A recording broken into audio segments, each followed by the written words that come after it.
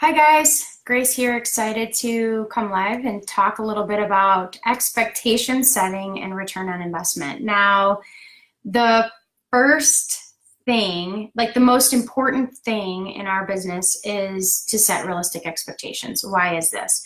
I think that the reason most dentists have such unrealistic expectations for marketing, I don't think it's your fault. I think that at some point in time, some salesperson or multiple salespeople came up to you and overpromised things and said, just pay me $4 and I'll get you 40 new patients. And of course, that's an exaggeration, but usually in order to get you to sign some sort of contract, there was a discussion about what you can expect. And usually people like to promise a lot more than what they're used to seeing. Now, let's break this down into what is a fair amount of money for a new patient and how long do these things take. And I want to give you a little bit of frame of reference so that as you're making your marketing decisions, you're doing this in a way that makes sense.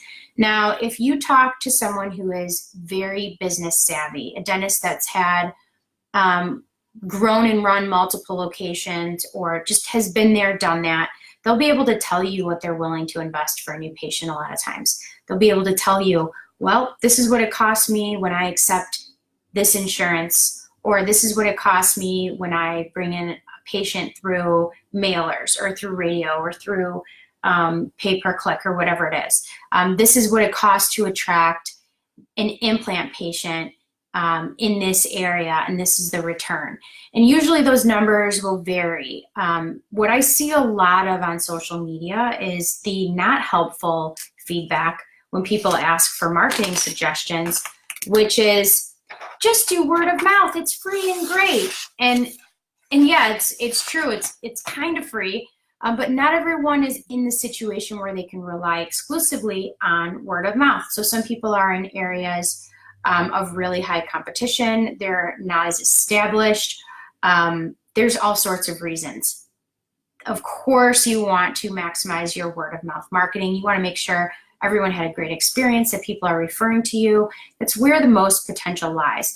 But does that mean that investing $200 or $300 to attract a new patient in internet marketing is wrong or bad? No, it means that okay, you've exhausted this method, which is word of mouth, treating everybody great, and now you want to speed things up or move a little bit quicker, which is when you turn on the marketing. People need to see your message 7 times before they pick you. Sometimes more, sometimes less, but you need to have that consistency. It takes about 6 months of someone seeing your message, especially through digital marketing, before they're really going to take action and call you and decide they want to become a part of your practice. So there are fees associated with setting up your foundation. So your foundation is your branding, your website, maybe your video ads, that message that you're going to put out into the world that gets people to say, you know what, I want to go to them. Want. The keyword here is want.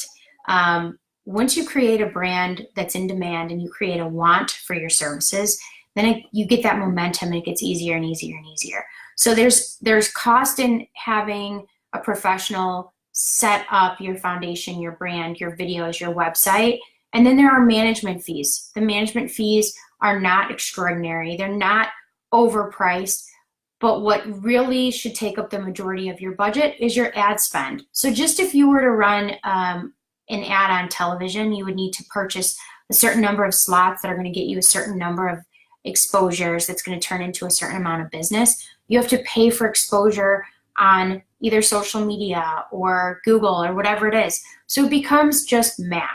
And as people start to figure this out, that this is how this works, more and more people invest. They pull their money from TV, they pull their money from radio, they're going digital.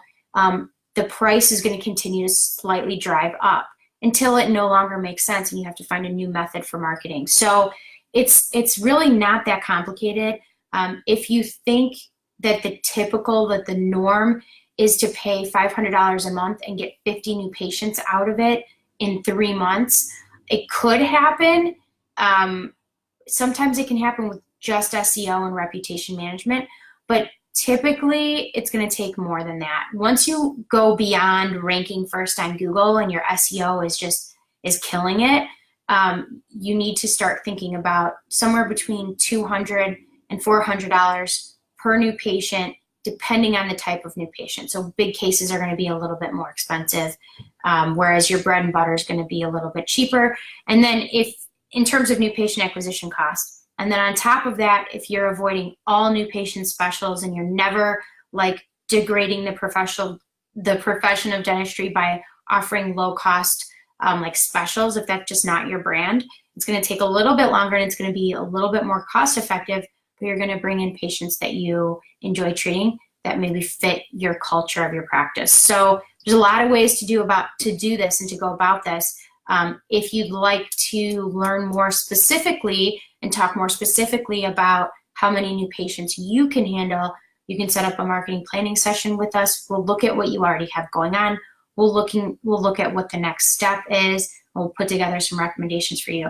But again, my biggest concern is when people go into it, and even if I tell them it's going to take 6 months, and even when I tell them, it's a $200 new patient acquisition cost in this, and they invest $500 and they're getting 3 or 4 or 5 new patients a month, and then they come back and say, well, it's not working. I'm like, well, tell me about how it's not working. Tell me about where your new patients are coming from.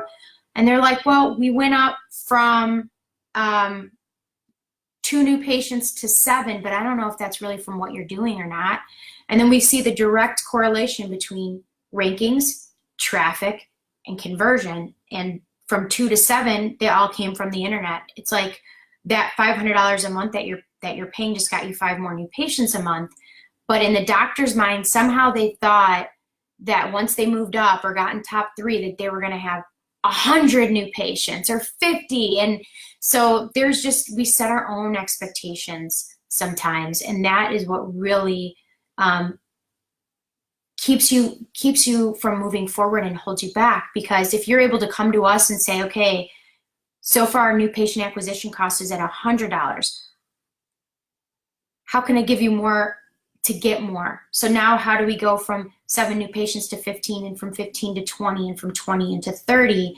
And of course, the higher you get that, you move that number up, the more you're going to have to invest per new patient, because you've exhausted the low-hanging fruit, which is SEO. You've already worked that. You're getting a return on that.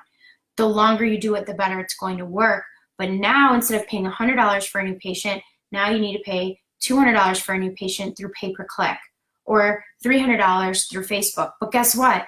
Those are all a positive return on investment. It's just that you need to raise your threshold of what you're willing to invest if you really want a return on investment. So it has to do with setting realistic expectations.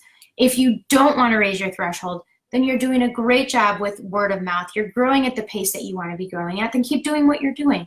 I'm not here to tell anyone that they need to do anything. I'm just here to shed some light on the fact that we've got to have realistic expectations. We've got to know how much time it takes. We've got to know what numbers are we looking at and what do they mean. And doctors, this means you taking 20 minutes out of your schedule, at least quarterly, to really look at the numbers and look at the progress, so that you're calling us, thanking us, and we love working with you, not calling us saying, oh, it doesn't work, and then we find out you got 34 leads, implant leads, and you didn't call any of them. Or you didn't close any of them when they were high quality leads, right? So everything has to be in alignment. Everything has to be monitored. Everyone has to have realistic expectations. And my goal is set the bar a little bit lower than I know what the campaign is capable of performing at, and show you more than what I promise. And when you do that, people are going to be with you for life. So thank you guys for watching. I hope this helps you when you're evaluating your online marketing. And if anyone would like to talk or has questions, just reach out.